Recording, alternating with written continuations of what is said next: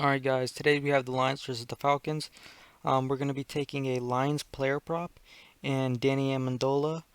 Um, the reason for taking Danny Amendola, aside from the other two receivers, is one, he has really low yards against a really poor defense. He has 33.5 yards, 33.5 against one of the worst passing defenses in the NFL. And Marvin Jones, is very likely won't be won't benefit from this, as he's probably going to be used to make Danny Amendola and other guys' lives easier, as he's been used primarily as a decoy this season. So Danny, Marvin Jones, my bad. Marvin Jones could get 44 and a half, but that would that would be only if they didn't use him as a decoy. Yeah, so Marvin Jones, I'm not too big on this week. In fact,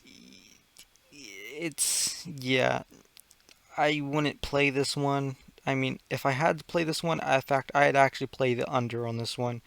I feel like could easily get put back in that decoy role. There's no reason why to take him out.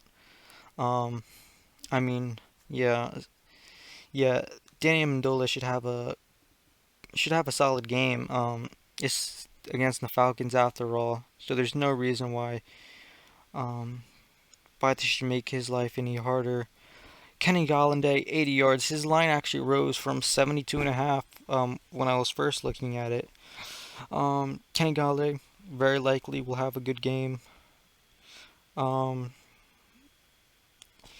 yeah. In fact, I Kenny Galladay should snap.